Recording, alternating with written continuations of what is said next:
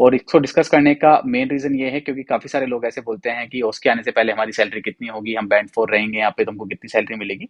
दूसरी चीज लोग पूछते हैं कि वर्कलोड कैसा होता है बैंड 4 के ऊपर। तो जब आप यहाँ पे बैंड 4 पे आप आते हैं तो आपको सिर्फ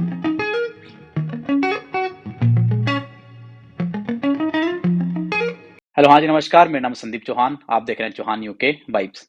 इस वाली वीडियो के अंदर मैं आप लोग के साथ शेयर करूंगा बैंड 4 की सैलरी। सबसे पहले मैं आपको ये बता देता हूँ कि बैंड 4 और बैंड 5 के अंदर डिफरेंस क्या होता है। जो बैंड 4 जो नर्स होती है वो होती है बिना रजिस्ट्रेशन की नर्स, जैसे कि आप यहाँ पे एनएमसी के अंदर आप रजिस्टर्ड नहीं होते हैं। और जो बैंड 5 नर्स होती है वो होती है आफ्टर रजिस्ट्रेशन, जो कि रजिस्टर्ड नर्स होती है। तो वैसे आप अपनी कंट्री के अंदर आप रजिस्टर्ड नर्स हैं, पर आप जब यूके आते हैं तो आपके पास रजिस्ट्रेशन नहीं होता है, क्योंकि यूके के अंदर रजिस्ट्रेशन करवाने के टोटल 3 एग्जाम होते हैं यूके एनएमसी के अंदर रजिस्ट्रेशन करवाने के। सबसे पहला आपका होता है वो होता है आपका ओईटी या फिर आइल्स, दोनों में से आपको कोई एक एग्जाम देना पड़ेगा। जैसे ही आपका ओईटी या फिर आइल्स आपका क्लियर होता है उसके बाद आपको देना पड़ता है सीबीटी। जो ओईटी और आइल्स और सीबीटी जो एग्जाम होते हैं ये आपके इंडिया के अंदर होते हैं। तो आप जैसे आपके एग्जाम क्लियर होते हैं तो आप यहाँ पे आ जाते हैं यूके। यूके आने के बाद आपको एक एग्जाम देना पड़ता है जिसको हम लोग बोलते हैं ओस्की। ये टोटल मिला के 3 एग्जाम होते हैं। जो ओस्की होता है वो यूके के अंदर होता है, और ओईटी आइल्स, और इनमें से आपको कोई एक एग्जाम देना है, और एक सीबीटी जो कि आपके इंडिया में होते हैं। जैसे ही आपके ये तीनों एग्जाम क्लियर होते हैं उसके बाद आपको यहाँ पे एनएमसी का रजिस्ट्रेशन मिल जाता है। एनएमसी है nursing and midwifery council of UK. तो जैसे ही आपको एनएमसी का रजिस्ट्रेशन मिल जाता है वैसे ही आप यहाँ पे एज ए बैंड 5 आप काम कर सकते हैं, और यहाँ पे यूके के अंदर आप रजिस्टर्ड नर्स बन जाते हैं। पर क्या होता है, जैसे आप अपना सीबीटी और ओईटी अपना इंडिया के अंदर देते हैं और यूके आते हैं, तो यूके आने के बाद 1 से 2 महीने या फिर 2 से 3 महीने आपको यहाँ पे ओस्की की प्रिपरेशन करवाई जाती है। ओस्की की प्रिपरेशन के बाद आपको अपना ओस्की का एग्जाम देना होता है। जिस दिन आप यहाँ पे लैंड होते हैं, मानो अगर आप 1 तारीख को, अगर जैसे भी अक्टूबर चल रहा है, अगर आप 1 तारीख के अक्टूबर को अगर आप आते हैं, तो अक्टूबर से लेकर सितंबर आपकी जो सैलरी आपकी 26 तारीख को आपकी क्रेडिट हो जाएगी। तो अगर आप 1 अक्टूबर को यहाँ पे आ रहे हैं तो 26 अक्टूबर को आपकी सैलरी आपके अकाउंट में क्रेडिट हो जाएगी। पर जो 26 तारीख की जो सैलरी आएगी वो आपकी बैंड 4 की आएगी। जैसे कि मैंने आपको बताया, जब तक आप अपना ओस्की का एग्जाम क्लियर नहीं करते हैं तब तक आपके पास बैंड 5 की सैलरी नहीं आएगी।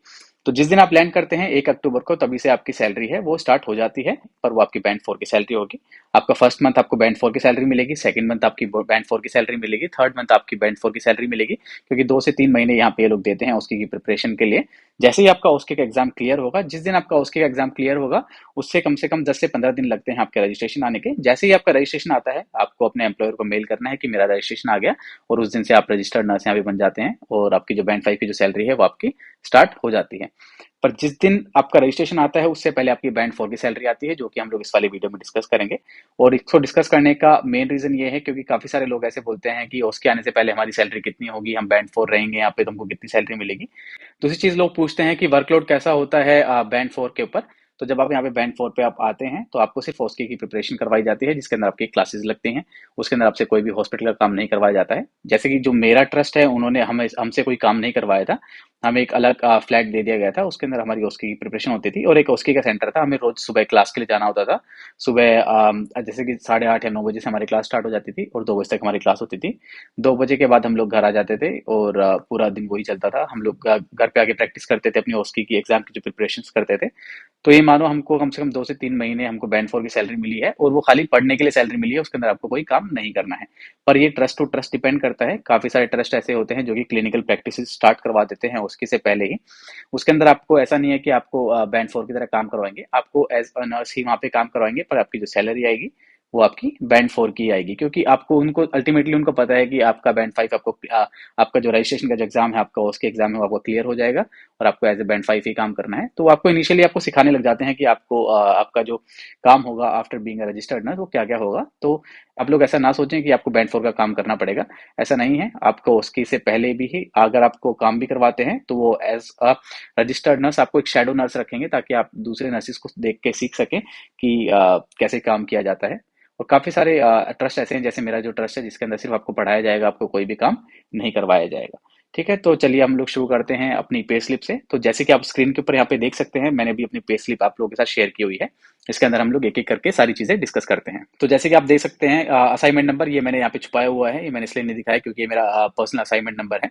उसके बाद आता है एम्प्लॉय नेम, जहाँ पे मेरा नाम लिखा है संदीप कुमार। उसके बाद मैंने लोकेशन छुपाई हुई है, क्योंकि वो जो मेरे ट्रस्ट का नाम है और जो मेरे हॉस्पिटल का नाम है वो सारी चीजें यहाँ पे हैं।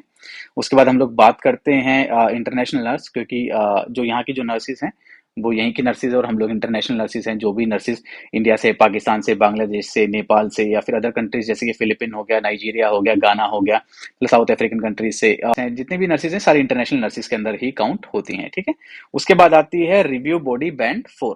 तो जैसे कि आप जब मेरा रजिस्ट्रेशन आ गया था उसके बाद की मैंने सैलरी स्लिप आप लोगों के साथ शेयर की हुई है। जिस किसने वाली वीडियो नहीं देखी है तो आप जाके उस वीडियो को देख के आप कंपेयर कर सकते हैं बैंड 4 और बैंड 5 की सैलरी। उसके अंदर मैंने मेरी बैंड 5 की सैलरी शेयर की हुई है। जैसे यहाँ पे लिखा हुआ है रिव्यू बॉडी बैंड 4, वैसे वहीं पे वहां पे लिखा हुआ है जो मैंने दूसरी पे स्लिप शेयर करी है मेरी एनएचएस की, उसके अंदर लिखा है रिव्यू बॉडी बैंड 5, ठीक है। उसके बाद हम लोग बात करते हैं यहाँ पे जो मेरा वर्किंग आवर है वो है 37.5। अगर आप मेरी बैंड 5 की जो मेरी सैलरी स्लिप अगर देखेंगे उसके अंदर भी 37.5 ही है। बस मेन चीज ये है जो रिव्यू बॉडी है वो बैंड 5 हो गया है वहाँ पे, और यहाँ पे बैंड 4 है। बाकी जो आवर्स हैं वो सेम ही हैं आपके। उसके बाद हम लोग बात करते हैं सालाना जो हमारी एनुअल इनकम है वो है मेरी 21,892 पाउंड्स। अगर हम लोग सिंपल कैलकुलेशन देखें 1 pound is equals to 100 rupees, तो मेरी लगभग लगभग 21 लाख रुपए ये सैलरी यहाँ पे हो गई है। अगर मैं वो 800 पाउंड को अगर मैं राउंड ऑफ में लगा दूं तो 21 लाख रुपए मेरी सैलरी यहाँ पे हो गई है, ठीक है। तो अगर वहीं अगर हम लोग अगर बैंड 5 की बात करते हैं तो बैंड 5 के अंदर जो अभी फिलहाल जो सैलरी है वो है कम से कम 27 लाख रुपए, अगर हम लोग इंडियन करेंसी के हिसाब से देखें। और अगर यहाँ के हिसाब से देखें तो 27,000 पाउंड्स हमारी सालाना यहाँ पे सैलरी होती है। उसके बाद अगर हम लोग नीचे आके देखते हैं तो इसमें लिखा हुआ है बेसिक पे। बेसिक पे में लिखा है वी कैन अर्न 162.95, जो मेरे आर्स हैं वो यहाँ पे हैं। और जो मुझे मुझे रेट मिला है वो मुझे मिला है 11.1959 पाउंड्स पर आवर। तो मेरा जो 1 घंटे का जो मेरा रेट है अगर बैंड 4 के ऊपर देखा जाए तो वो मेरा 11 पाउंड समथिंग है। वहीं अगर आप बैंड 5 पे काम करते हैं तो जो आपको पर आवर का जो रेट होगा वो आपका होगा 13 पाउंड 0.89 समथिंग पाउंड्स आपका होता है। ये आपकी जो नॉर्मल बेसिक पे है उसकी बात कर रहा हूँ। अगर वहीं अगर आप नाइट शिफ्ट करते हैं तो आपका जो रेट होगा वो अलग होगा, उसमें लगभग 40 या 45% आपको एक्स्ट्रा मिलता है। अगर वहीं आप वीकेंड्स काम करते हैं तो आपको 60% एक्स्ट्रा मिलता है, खासकर अगर आप संडे को उस दिन काम कर रहे हैं तो जो अगर आप सैटरडे और संडे आप काम करते हैं उस दिन आपको थोड़ा एक्स्ट्रा पैसा वहां पे मिलता है। अगर वहीं अगर हम लोग एनएचएस प्रोफेशनल्स की बात करते हैं, जैसे कि मैंने मेरी एनएचएस प्रोफेशनल्स की भी पे स्लिप मैंने जो शेयर की हुई है, अगर आप जाके देखते हैं मेरे चैनल के ऊपर तो आपको वहां पे मिल जाएगी। उसके अंदर मुझे सैटरडे की जो नाइट है उसके अंदर जो मुझे रेट मिलता है वो 25 पाउंड्स पर आवर मिलता है। और जो संडे का जो डे और नाइट का जो रेट है वो है मेरा 31 पाउंड्स पर आवर। तो अगर आप एनएचएस प्रोफेशनल्स करते हैं तो आपके अंदर उसका आपका काफी फायदा है। उसके अंदर आपकी जो सैलरी है वो लगभग डबल या फिर डबल से ज्यादा भी होती है। इसके अंदर अगर हम लोग देखते हैं बैंड 4 का जो पर आवर रेट है वो है 11.1959 आपका जो रेट है पर आवर का, ठीक है। उसके बाद हम लोग अगर थोड़ा राइट साइड में आते हैं तो उस साइड लिखा हुआ है पेई। पेई का मतलब होता है मेरा इनकम टैक्स, जो कि मेरा कट रहा है 121.40 पाउंड्स यहाँ पे लग रहा है। उसके बाद मेरा आता है नेशनल इंश्योरेंस जो कि मेरा कटता है 123.28 पाउंड्स, ठीक है। उसके बाद आता है एनएचएस पेंशन 9.3% मेरे डिडक्ट होते हैं मेरी टोटल सैलरी के अंदर से, जो कि टोटल अमाउंट होता है 169.66 पाउंड्स। तो अगर आप ये चीज देखते हैं यहाँ पे कि मेरा जो एनएचएस की जो पेंशन कट रही है वो 9.3% है। एक्चुअली स्टार्टिंग में मेरी ये पेंशन ज्यादा कटती थी 9.3।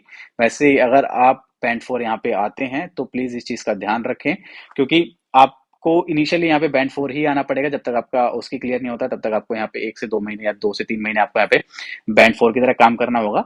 अगर आप अपनी पे स्लिप देखते हैं और उसके अंदर लिखा होता है एनएचएस पेंशन 9.3%, तो इस चीज का जरूर ध्यान रखें। आप अपने एम्प्लॉयर से बात करें या फिर अपनी जो आईटी सेल है, जो आपकी आईटी सिस्टम है, वहां पे जाके आप बात करें, क्योंकि आपकी जो सैलरी है उसके हिसाब से आपका 9.3% आपका नहीं डिडक्ट होना चाहिए। अगर आपका डिडक्ट होगा तो वो 7.1% डिडक्ट होगा। जैसे कि यहाँ पे 169 लिखा हुआ है तो कम से कम 20 से 30 पाउंड आपके कम डिडक्ट होंगे, जो कि आप लोगों के लिए फायदा ही है। जब मैं इनिशियली आया था मुझे इन चीजों के बारे में नहीं पता, अभी तो मैं आप लोगों को हूँ ये सारी चीजें बताने के लिए। तो मेरा जो पैसा है वो स्टार्टिंग में काफी ज्यादा कट गया था, पर बाद में मैंने कांटेक्ट किया था आईटी सिस्टम से और उन लोगों ने जो मेरा बचा हुआ रिफंड था, मतलब जो मेरे एरियर हो गया एक तरीके से, क्योंकि मेरे कुछ 3 या 4 महीने कुछ ऐसे ही 9.3 के हिसाब से मेरे पैसे कटे थे। मैंने लोगों को कांटेक्ट किया तो जो बचा हुआ डिफरेंस है 7.1 के और 9.3 के बीच में, वो मुझे उन लोगों ने रिफंड कर दिया। जो कि मेरी जो फर्स्ट सैलरी आई थी एज ए बैंड 5, मेरी काफी अच्छी सैलरी आई थी, क्योंकि ये सारा पैसा उसके अंदर जुड़ के मेरे को मिला था। अगर हम लोग अभी नीचे चलते हैं, जो मेरा टैक्सेबल पे है वो है मेरा 1654.67 पाउंड्स। और उसके बाद जो नॉन टैक्सेबल है वो मेरा 00 है। जो मेरी टोटल पेमेंट होती है, अगर मैं 162.95 आवर्स काम करता हूँ और जो मेरा रेट होता है पर आवर वो है 11.1959।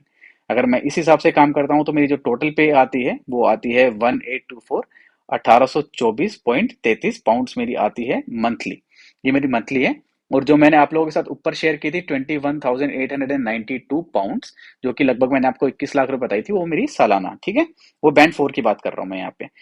तो इसके अंदर मेरा टोटल डिडक्शन हुआ 414, 414.34 पाउंड्स मेरा टोटल डिडक्शन हुआ, जिसके अंदर की मेरा जो पेई है, जो मेरा इनकम टैक्स है वो 121 पाउंड कटा है, जो मेरा नेशनल इंश्योरेंस है वो 123 पाउंड कटा है, और जो मेरी नेशनल पेंशन है, एनएचएस पेंशन है, वो मेरी 169 पाउंड्स कटी है। तो टोटल मिला के जो मेरे को एंड रिजल्ट, जो मेरा टोटल पे मेरे अकाउंट में आई थी मेरी फर्स्ट मंथ जब मैं यहाँ यूके आया था, तो मेरी आई थी 1409.99 पाउंड, मतलब 1409.99 पाउंड्स मेरे आए थे। और उस वक्त रेट चल रहा था ए 1 पाउंड इज इक्वल्स टू 103 या 104 रुपीज चल रहा था। तो लगभग लगभग मेरे 1,40,000 रुपए मेरे अकाउंट में आए थे। ये मेरी फर्स्ट मंथ की पे थी। सेकंड मंथ की भी सेम ही पे थी और थर्ड मंथ की भी सेम सेम ही पे थी। उसके बाद मेरा उसकी एग्जाम हुआ, फिर मेरा एग्जाम क्लियर हो गया। और उसके बाद अगर आपको बैंड 5 की सैलरी अगर मेरी देखनी है, पे स्लिप देखनी है, तो मैंने शेयर की हुई है, आप जाके देख सकते हैं और आपको ये पता चल जाएगा कि अभी मेरी सैलरी क्या है। और बाकी मैं जो जितना एक्स्ट्रा कमाता हूँ वो सारी मैंने उसके ऊपर डाला हुआ है। और शायद इस चैनल के ऊपर आपको ऐसा कुछ भी नहीं लगेगा कि आप मेरे बारे में कुछ नहीं जानते हैं। आप लोग सब कुछ जानते हैं मेरे बारे में। मैंने मेरी सारी चीजें यहाँ पे शेयर की हुई हैं। आप लोग को एक एक चीज पता है कि मैं कितना रुपए कमाता हूँ, कितने रुपए मेरे पास आते हैं। शायद कोई नहीं करता हो इस चीज को शेयर। तो ये टोटल बैंड 4 की सैलरी थी जो आप लोगों के साथ मैंने अभी शेयर करी। तो जो लोग भी यहाँ पे आते हैं, तो इनिशियल फेज के अंदर उन लोग को इस चीज की टेंशन रहती है कि सर हम कितने रुपए लेके आए या फिर कितना कैश लेके आए। तो रियलिटी यही है कि आप 500 पाउंड तक ही कैश लेके आए। 500 पाउंड भी बहुत ज्यादा होते हैं मेरे हिसाब से। आप 25 से 30 हजार रुपए यहाँ पे लेके आए, जिसके अंदर आपका खर्चा चल जाएगा। बाकी आपके एक मंथ बाद आपकी सैलरी आ जाएगी, जो कि लगभग 1,40,000 आपकी होगी। मिनिमम बता रहा हूँ ये, क्योंकि अभी जैसे कि मैंने अभी मेरी लास्ट वाली वीडियो अगर आप जाके देखते हैं, मैंने उसमें बताया है कि आपकी इंक्रीमेंट अभी हो गया है सैलरी का, बैंड 4 का भी हुआ है। और काफी सारे लोगों ने सवाल पूछा है कि खाली नर्सिस का ही इंक्रीमेंट हुआ है, तो ऐसा नहीं है। एनएचएस के अंदर जितने भी प्रोफेशन हैं, सबका इंक्रीमेंट यहाँ पे हुआ है। ठीक है, वो 4.5% समथिंग इंक्रीमेंट हुआ है। तो ये मेरी सैलरी है जब मेरा इंक्रीमेंट नहीं हुआ था, मतलब जो अभी ये इंक्रीमेंट लगा है अभी 2022 के अंदर, तो ये सैलरी तब की है। तो अभी इंक्रीमेंट लगने के बाद आपकी सैलरी लगभग लगभग आपकी 100 पाउंड और लगा लो, तो आपको 1,50,000 रुपये आपके अकाउंट में आराम से आ जाएगी। तो इनिशियल फेज में तब आप यहाँ पे आते हैं तो प्लीज ये चीज ध्यान रखें कि ज्यादा पैसा ना लेके आए, ज्यादा कैश कैरी ना करें। ज्यादा से ज्यादा 25,000 रुपए या फिर 50,000, मैक्सिमम 50,000 रुपए आप लेके आए। और बाकी आपकी एक मंथ के बाद आपकी सैलरी आ जाएगी और आप यहाँ पे आराम से सर्वाइव कर सकते हैं। और आपकी फिर रेगुलर आपकी सैलरी पर मंथ आपकी यहाँ पे आने लगेगी। ठीक है, तो उम्मीद करता हूँ कि आप लोग को अभी बैंड 4 की सैलरी और उसकी एग्जाम क्लियर करने से पहले की सैलरी आप लोगों को पता चल गई होगी, और ये वीडियो आपके लिए काफी इन्फॉर्मेटिव लगा होगा आप लोगों को। तो मिलते हैं अपनी नेक्स्ट वाली वीडियो के अंदर। थैंक यू सो मच, आपने हमें इतना टाइम दिया। धन्यवाद।